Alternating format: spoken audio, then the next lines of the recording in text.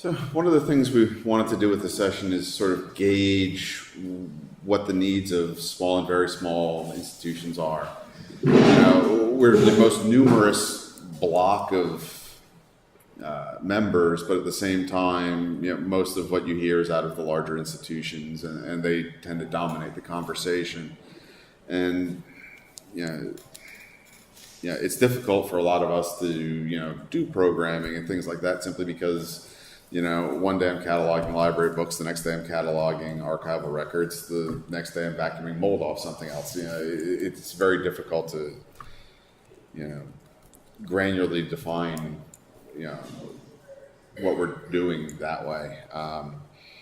So we wanted to gauge who's using ArchivesSpace, what are we using it for, what's going very well, and what we could do to improve experience for the little guys. So that's sort of where we are. So are you guys live with ArchivesSpace at the moment? Or is anybody using plugins, either that they've made or that they've gotten from someone else? We made some of our plugins. Yeah. How is... I'm sorry. What institution are you with? You said you use no plugins. Yeah, we made some of our Oh, okay. Which institution are you with again? Virginia military. Oh, that's right. Okay, sorry. I'm done. What plugins did you end up making that you're using? One that I talked about this morning was the fast subject The fast plugin. We did one to import thumbnails from Content DM for our digital objects. Off the top of my head, we have a bunch. One was a print, and a lot of these were from when we first migrated in 2013. So we implemented when ArchivesSpace was brand new. So over the years, they've implemented a lot of things we had added as plugins early on. So like a print-friendly format, ArchivesSpace didn't have early on. Off the top of my head, I can't think of any others. But, I know one of the things I hear about a lot is migration issues. I come from a new institution. We had no data to migrate. Has that been a problem for anyone here, or? We had some issues migrating from on, which we haven't resolved yet, but there's a migration tool that's much better now, but we had already migrated our data and added more to it, so redoing it is really an option. Yeah, we had a similar issue, not at U of R, where we're sort of where Nick is. We didn't have a lot of digital finding aids. We had about 25 archival collections, and that was it. And they were either described on like a typewritten piece of paper or not at all. But at my previous position at the CLA in Boston, everything that was digital had been cataloged into our OPAC, which had actually been designed for public schools, even though we were a rare books library. So that wasn't a good fit to begin with.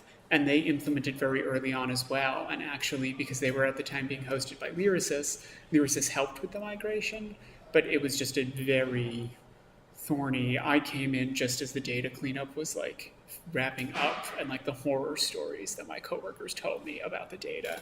And of course, it was also happening, I don't know if any of you are from New England, but 2015, Boston got 100 inches of snow in 4 weeks, beginning in January and running into February, and that was when they were trying to do the migration. So they just couldn't get to work for huge chunks of time, which made things really interesting. We actually did a presentation at the New England Archivists Conference a year or two ago now about how that all worked. But it's definitely, especially when the migration doesn't go as well as it could have. And they got a lot of empty records and a lot of records for rare books that were in the catalog that had been accidentally snagged as archival. And it was just this whole nobody was at work, so nobody could check these things physically, but Lyrasis was functioning just fine because they're not based, with the same issues. And so migration is certainly, I think, a big concern, especially when you're a small institution. The CLA was lucky enough to have, at the time, 2 archivists, so it was sort of a tag team effort to get that done. But I think especially, the implementation buddy program, that's been announced now. I'm really excited for that. At U of R, we're also, like, it's live and it's being used, but we don't even have, like, the PUI turned on. We're not using even, like, the LCNAF plugin. We're very, very basic at this point. And something like the Implementation Buddy program, I think, could really help us step that up in ways that, I don't know if any of you were just at the Yale panel at the last thing, but, like, they're doing amazing work with teams of 30 people, which is 10 or 15 times the number of people that I have on my team in total. So I think something like that can be really helpful for us smaller people. Yeah, that's something that we talked a lot about or I've brought up in board meetings and things, is that it's hard for smaller institutions to get going, especially. The documentation is sometimes a version or two behind. Having someone that you can call, or even better yet, is in reasonable driving distance to help you out would be very beneficial. I know my coworker and I went down to William and Mary for a training session, and in 3 days we learned more than we had in 4 months of playing around with the program. Do you think that something like that would be of value to you guys, or is that something that you guys would use or be comfortable either volunteering on either end for, either searching for help or being willing to give help? I think as someone, I don't even know how the migration went, because literally I was just informed that we're coming from AT. Informed that the process had been updated to the most recent version of ArchivesSpace like 2 weeks ago, and because while I planned the migration to at least get in the regular summer, unexpectedly my position was decreased, and so I actually haven't been working all summer. So it's been this weird process of, I get the email that I move to the next stage of the update, and then 2 weeks later I go to work and I see it and I say, okay, ready to move on to the next. And then, so I know that we've been updated by a board since then. So I haven't really had a chance to get in and see what kind of cleanup I know I need to do, and I'm on the ranger, and so yeah, I mean something where I could talk with other people. The committee area in California, a couple of institutions got together to do 1 or 2 day ArchivesSpace training. Unfortunately, it filled up really fast, and so I wasn't able to attend. It was a very small, like I think only 15 or 20 spots, and they hadn't done another one, and so it would be great to get additional training, because the documentation, the video casts are versions behind, and so it can be really confusing to figure out how things are supposed to work, and like how the documentation is defining a term and using it is sometimes unclear, and so it would be good to get more information. No? Sorry, I have a question, and I hope you don't mind this, because I'm listening in here. You talk about training that you go to was hosted by organizations or having, like, what types of training? Is it just like, what is ArchivesSpace and how do I get started? Is it, what does this record do? Is it that? Is it everything? What types of training would be helpful for you? The one I went to was, here's the program, here's how you create the very basic types of records, here's how all the relationships of different things work. And to me, that was tremendously helpful. I know my coworker, Melissa, feels the exact same way.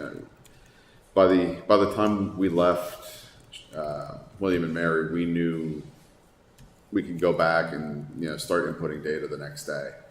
Whereas before we left, it was, all right, we have this piece of software, we're playing around with it, but we can't quite seem to be able to put stuff in. And I think at the most basic level, even just with if I were to leave, my successor would have to inherit ArchivesSpace and may very well be in the same boat of having no clue how the software works. And something like that, I think, would be very useful.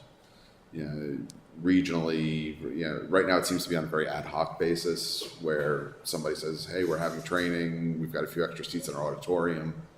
And, so I think that would be where I'd like to see it go. Is it the hands-on experience that's helpful, having someone in front of you, or perhaps like a virtual session with that worked? I mean, I think it might.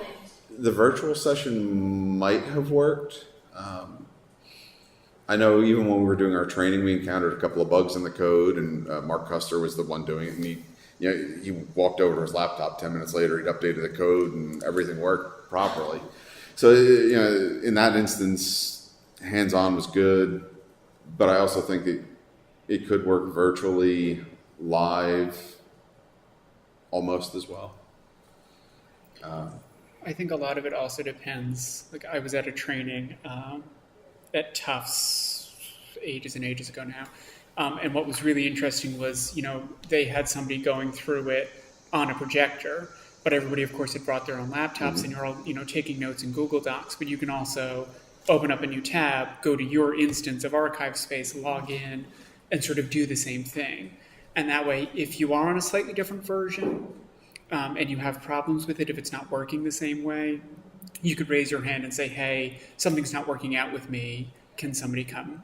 And Christine was there, and a couple of other people were there.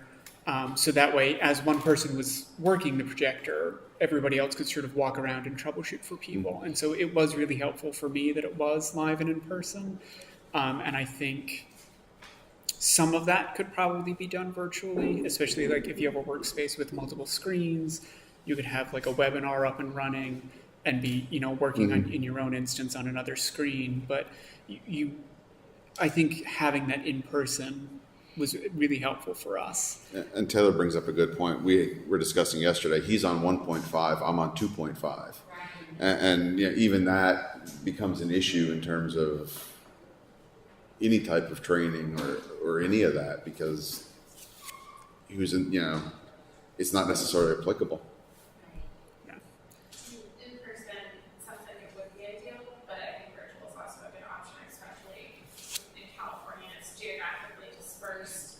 It can be really expensive to go to an in-person session, and so virtually might be a better option. And I think that's the other issue that institutions of our size encounter more so than some of the others is, for me to come to this conference, my archive is shut down for a week. Travel isn't always a viable option.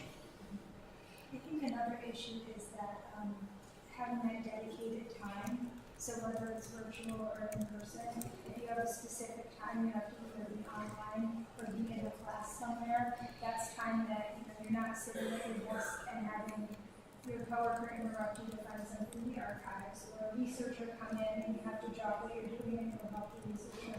So I think a lot of the problems probably others in this room too encounter come from the fact that we're the only person in the archives. So if you're in the archives, you will be holding collections.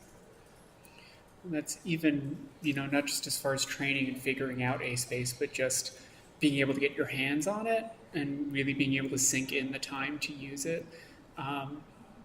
I'm one of 2 trained archivists at my institution, and like U of R the library itself is pretty well staffed, and like we have a lot of research liaisons who do a lot of good work with the students. And I only have to do instruction sessions like 3 or 4 times a semester, but I'm also the only trained archivist. So anytime faculty members want something, anytime staff members want something, anytime students are told to do research, you don't have time to just sit down with the system and do a lot.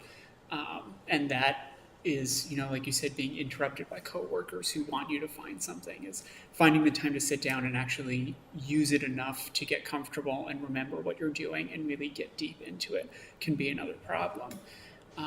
And like Nick said, if going to a training means the archive has to shut down, that's not always possible. But if a webinar means that you can also be interrupted every 10 minutes, are you really going to be able to learn anything from it? And that's sort of I don't know how much ASpace can do to solve that problem, but I think it is a serious consideration for smaller groups.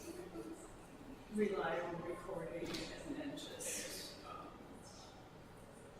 there's, yeah, I mean, one of the things I'm doing with my position being changed is I need to go back to my principles.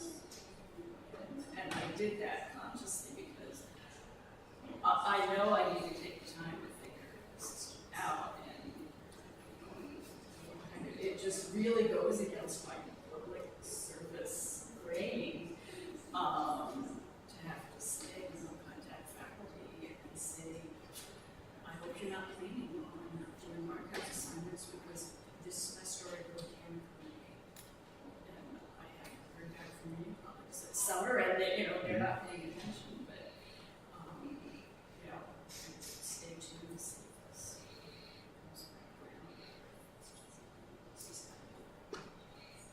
The other thing I like about live training as opposed to virtual training, or not virtual, recorded training, is the presenter might present it in a different way. To me, that made all the difference in the world. Not even having to ask questions, but simply the information was literally just rerouted at how you get at things. And not everyone's brain works the same way. And to me, that's something that when you don't have another person to bounce ideas off of, it almost becomes critical. Well, and I think a lot of this, not to keep coming back to the same thing, but I think a lot of this can be addressed using that implementation buddy program where, maybe you're not quite getting something and your buddy can help phrase it in a different way. Or if you don't have a lot of time to learn, your buddy can sort of help give you those shortcuts to figure things out and really help share knowledge back and forth. And it also means that if you have somebody who is just a phone call or an email away, that makes it a lot easier than having to sit down for a dedicated chunk to either a live or recorded training. And I know, for instance, when I first got my hands on ArchivesSpace, I went to Simmons College for my MLS, and I worked very closely with Kathy Wisser, who loves metadata. So when I sat down with ASpace, I was like, oh, this is just EAD. There we go. I got it. I'm fine. And then people were like, well, what about, the subject headings and the agent headings and box containers and location profiles? And I was like, whoa. This is not EAD. There's no such thing as a location profile or a container profile. And that was the part where at the, going to trainings and having coworkers who had hands-on experience with that, it was really great to come into and sort of get that exposure. And if you're a lone arranger or a small institution where you don't have someone with that expertise, if you have a buddy who does, I think that can be really helpful because I had no idea what a location profile was or how to use that effectively. And we were lucky enough, we had modular shelving, but we still made an intern go and measure all the current shelves to tell us how much space they all had and put in hundreds of individual location profiles. We did not have the API to do that in 7 seconds, as the lightning round did. But just being able to talk to people who have that different experience with different parts of it. I could say, no, this is how the finding aid works because it's all nested, it's EAD, I get it. This is very innate for me, but this stuff that you have experience with, I didn't know. And being able to share that was really helpful because it cut down on confusion and the learning curve a lot. So hopefully, I know I keep harping on it, but I think this buddy program really can be really useful for us smaller groups. Yale has 30 people who probably all have that experience, but can't imagine. When you talk about, because even coming from AT, there's still enough differences kind of in how ASpace works that, that whole location and container and all of that stuff, I'm like, okay, that will just be later. But what helped me, and it was kind of just from an unexpected place, was a couple months ago when Valerie did that webinar on repurposing data from the finding aid. And she just kind of explained the whole location and sort of, they're just separate things. And I'm like, okay. That, it's like I didn't even know enough to know how to formulate a question to ask somebody, and now I feel like, okay, Okay, that at least gave me enough of a background that now if when I start using it, it's like, okay, I'm going to figure out, okay, what are my real questions? And you bring up a good point. Are people doing the phone calls and the webinars and things like that, or has that been helpful to you guys? Or is that something that either you just don't have time to do to begin with, or the subject matter is above, more technically complex than we need, or how has that been? I mostly think they look really interesting and are great. It's being recorded. I can listen to it when I have time and know what to listen to it. I mean, when you're talking, that sounds like it would be really helpful to me. So we have figured out all the locations my favorite to various weird places that are not locations and stuff. The one that I talked about, that I did cover plugin to take the Excel spreadsheet and get it, put it to ArchivesSpace, and I found that really useful. And now I'm pushing to get that plugin installed for me. I'm just waiting for that to happen. So I found that really useful. I think plugins, but yeah, I think some of them are a little more too technical or just are not subjects of interest, like the report one that's either just talking or is coming up. I don't use reports. And I think that's another question that we had was what functionality, we've talked about location profiles, container profiles, reports. We all agreed that we're using ArchivesSpace and that it's up and running, but what functionality within the system are you actually using? Because ASpace is great because it is very modular. Like you don't have to use location profiles. You can ignore it. And they can be really confusing for small institutions that don't have the time or dedication to put in profiles. So are we all describing collections into ASpace? Who's using the public interface or not? Who's using all of these other sort of cool features? And who isn't? What is everybody using? Oh. We know you're not using reports. Reports, we're also not using the UI. I'm at the University of California, we're set for the small CC campus. There's only like 2 of us using ASpace, and I'm the one who's using it the most. But we're supported by the California Digital Library, and so all our ASpace EAD files are going into the online archive of California. So we're not using the PY.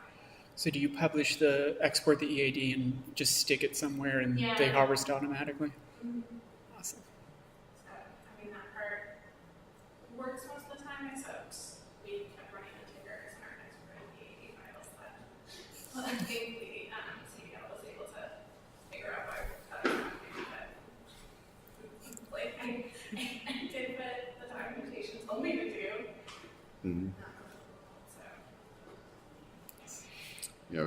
We'll be rolling out the PUI hopefully in September, but we haven't used reports. We really just been doing a lot of description and here's where to find it on a shelf type work, and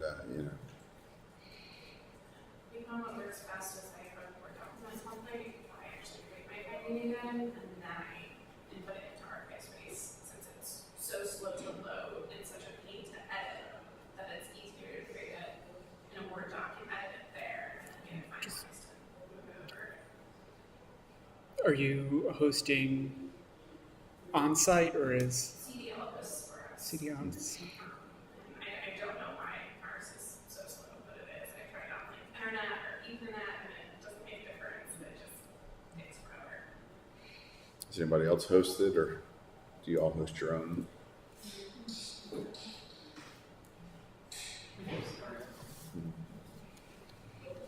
We have a sort of strange situation.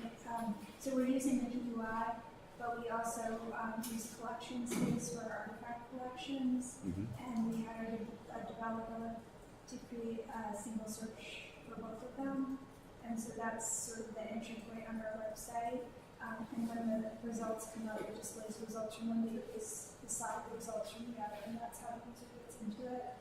They could go directly to our ArchivesSpace instance if they wanted to, I have had a number of people who are used to our Archon public interface tell me how difficult they have found it to locate things within ArchivesSpace. Partially, I think it's that you get search results for every word, and maybe this is not like I could put in a phrase in Archon, and the top results would be the phrase. But in ArchivesSpace, it seems like any word could be the top result. So that's really frustrating for users who are not necessarily experienced with archival collections. And is this new interface that was developed and made, is that better? Like, is that? I think it has the same results, although I haven't tried it in a while to search the same words in both places. Institution? You did? What's your institution name? Literature of the Society. We also don't use the internal or the reports that come with ArchivesSpace. Instead, we do our own in MySQL and basically have like a separate website where I just upload them for our archivist, and she runs them on there. So we just find it's easier to use than ArchivesSpace's reports. And the output we can tweak better and give like a more customized HTML format. It's just easier for our archive staff to use than having to mess around in ArchivesSpace. Makes sense. It sounds like the VMI has some pretty good programmers.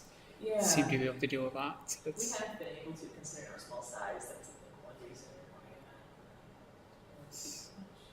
that's really lucky. That's good to have. I know I had done at, was it the last, it was a DAS course that I took, where they were like, ooh, we're going to help you install Python and learn how to do some basic scripts. And it was like really great and like an introduction to the ASpace API. And I was like, this is really cool. We could really use this. And then I went back to my institution and I was like, we should talk about this in a couple of weeks. And by the time it came time to talk about it, I was like, I have forgotten everything about how to use Python.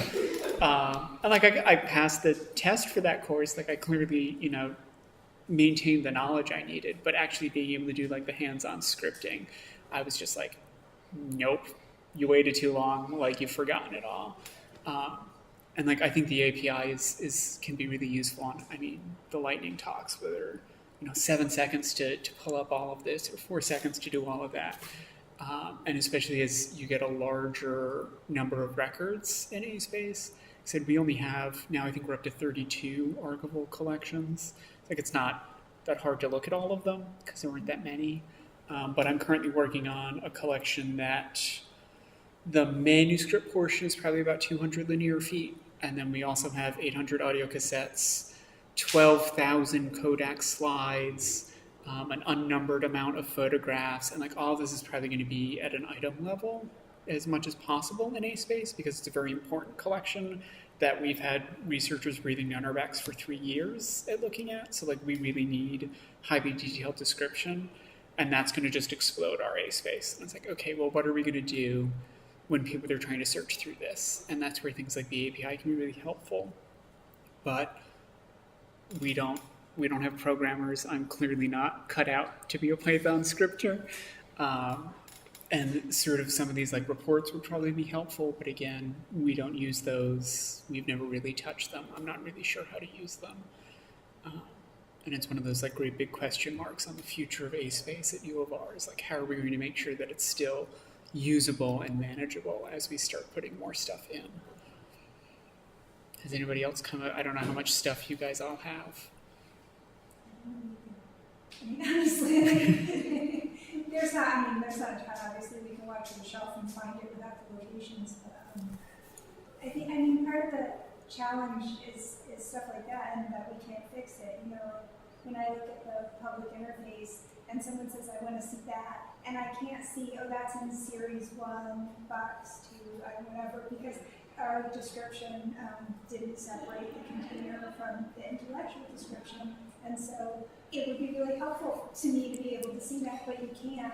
I have to go into the staff interface, find the same thing, and then count the number. Oh no. So, and it's like, do I put that in there, or do I just wait until I have time to figure out locations and edit this, do it the right way? So, yeah, I mean, there are just frustrations with not having the time to, I mean, and you know, there are sometimes ways you can fix it, like I could fix the locations and that, but having the time to do it.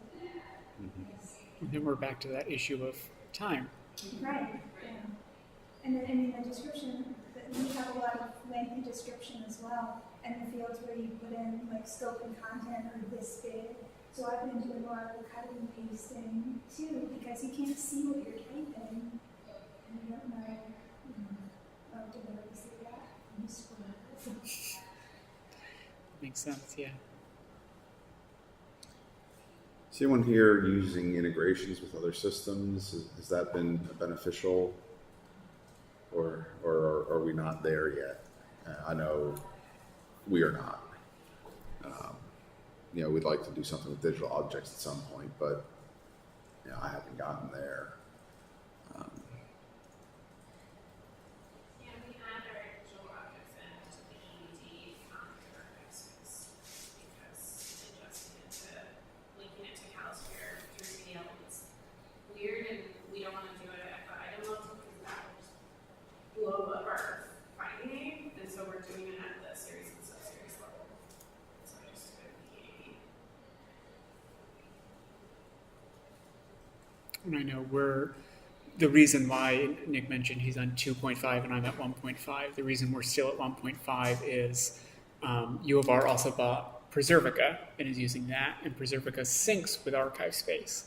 And everybody was like, this is great, we've got to get this sync up and we're running. But Preservica doesn't support that sync past 1.5.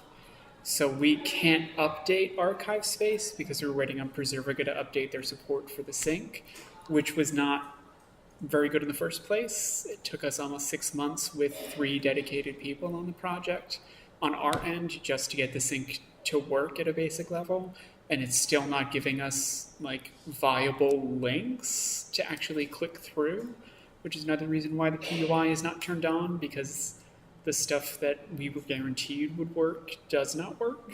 And it now it's kind of working, like it'll link them properly, but you have to actually edit the link that it gives you because it's trying to give you HTML, and the link that's embedded in the HTML, you have to change a few things because it is just pointing to a server but doesn't tell you what server it is. So it's all this like weird stuff. And until they fix that and then update support for these new versions of ArchivesSpace, we're on 1.5. And there's nowhere, that's not ArchivesSpace's fault.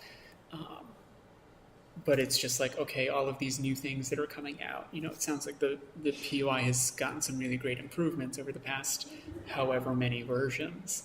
And we're just like, well, we integrated with Preservica, so like, too bad, we're just going to sit here. And, the longer we wait, the more trouble it's probably going to be for us to get caught up, because what we're doing and what we're describing is into an older and older version. And that I can only imagine is going to cause problems when, you guys are on like 3 point something and we're trying to, hop, skip, and jump up to it. So. And one of the things that I found most attractive when I picked ArchivesSpace was that it integrates with other things. And then, at dinner last night, I'm hearing this, and all of a sudden, how do I avoid getting myself into a situation like that? And Great comment. I'm hoping to be able to import it into Primo, which is our discovery. I think probably directly into Primo rather than Alma, which is the same thing. We have content DM for digital stuff, and that's just going with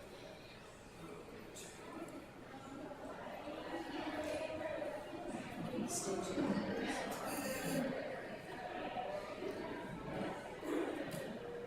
And we're also upgrading from Voyager to Alma over the next couple of years. We know it's coming. They've signed the contract. They're starting to work on how the migration will happen. So that's another thing where it's like, okay, I did not even realize that ArchivesSpace integrated with Alma, because right now what we're doing is exporting PDFs out of ArchivesSpace and putting it on our Bpress site, which is optimized for search engine. So it's got the higher discoverability through Google. We've had several discussions today about how useful that is. So it's sort of this question of, okay, well, are we going to integrate into Alma? Because apparently this is relatively painless to do when other people have done the work to get us there. Or do we just keep manually publishing into bpress, which has that increased searchability? Or do we do both? And then if we have this Preservica sync, do we also just turn on the PUI? Because that also can link straight there. Or do we just leave the links in the PDF finding aid in bpress? And will the links also move into Alma? And it's just all of a sudden sort of very overwhelming about just how much of the integration you can do. Mm-hmm. So especially for a small institution where it's me making these decisions, you know, that's a lot for us to look at when you don't have a team that can evaluate all the different options for you. Yeah, that's one of the things that personally I would like to see is some way to test these integrations out before, try before you buy, just to see how it might work and, is this really what's best for my institution? Because again, I don't have the technical staff to do it more than once. I am the IT guy. This room outweighs the entire staff at my institution by a factor of at least 2. So, to me, that's a very difficult thing. I know I can do it. I know somehow it will work and be what I need it to be. I'm just not sure how to get to that step. And I think that's something that a lot of other people are facing of our size. I'm not bringing in somebody from another institution as a new hire. Let's work with that software before. It's not as simple as that. My notes today, of which how many places like this have I been that said, I need to learn JSON, I need to learn Python. Mm-hmm. Okay, but Yeah. what am I not going to do while I'm being the IT person? But you've also got your research requests and your documents that need to be cataloged and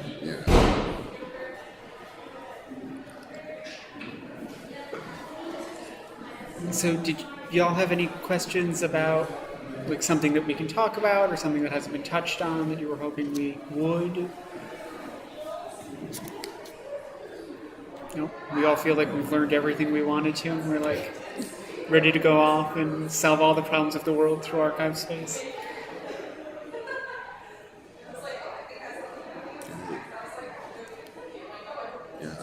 I like where the program is. I think it's going in a good direction.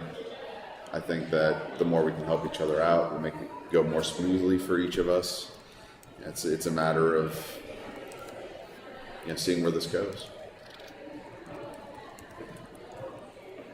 I'm glad you guys did this. It's Oh. nice to have a menu to talk about Well, small Yeah, institutions. and It's really and feel free to contact your governance board member. I represent the very smalls. I think the small person is new. I haven't met her yet. Yep. So it's, while we don't talk about the nitty-gritty technical stuff at these board meetings, we'd like to know where the members are and, what we can do to help out. Like I said, we're the most numerous group. We might not, contribute the most money. We might, but there are more of us using it than there are the big guys. So. And we want to make sure it works for everybody. Most of the big guys can make it work on their own if they need to. Well, that's the other thing. But in so doing, they help us out. Well, and that's in the Yale one about user-focused PUI changes. I was like, please let me use this because everything you're doing looks really good, and I'm sure that our users would enjoy it just as much as Yale's did. Please just give us this. I want that. Can you come update my PUI that we're not even using yet? Honestly, that's part of the community model is that if somebody in the community develops something that's really great, they can submit it to the code. And depending on if it's great for everybody, we can accept it into there and the change can happen very quickly. When we have to build something ourselves, it takes a lot more time. Yeah, they said they submitted some of it to the base code, and I was like, oh, that's great. I'm so happy that other people who can update will get those changes. Yeah. And that's the other thing with the development. It's really based on what, there's a driving force behind. If everybody really thinks that, this aspect of it needs to be fixed, well, there'll be more resources directed at that. It's really focused on, what makes it work for us, which I think is one of the big advantages we have with this piece of software.